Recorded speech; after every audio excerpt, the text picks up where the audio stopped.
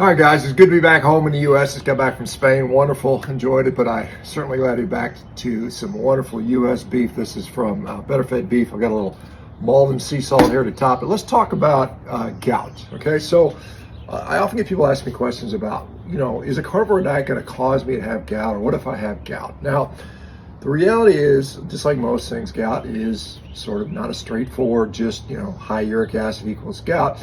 It is a complex metabolic disease in which uric acid plays a role. And certainly because meat has a lot of cells in it, it's a cellular food, there's a lot of DNA in meat. And so from DNA, we get something called purines. Purines are things that can be metabolized into uric acid in the human body. And so when you increase your purine intake, you might see an increase in uric acid, and uric acid can be associated with flare-ups and gout. Now, additionally, things like alcohol and fructose especially also seem to drive this pathway pretty significantly, probably more so than beef. Now, the reality is here, if you have a predisposition for gout, that is to say you are metabolically unwell enough, you have enough inflammation, metabolic disease, obesity, prediabetes, whatever it might be, and there's probably multiple other factors, immune factors and things like that, then you might see a flare-up, right? But what happens is you eat beef chronically, or you do a carnivore diet chronically, is generally your metabolic health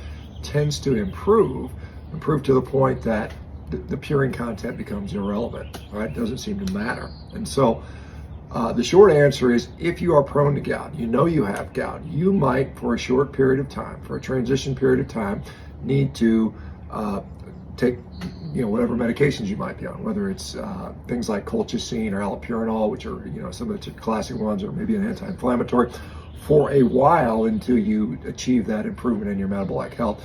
And then, and this is what bears out clinically, most people see gout goes away. Many people never see gout flares, even if they have gout and they start carnivore. So, good question. It's one that commonly comes up.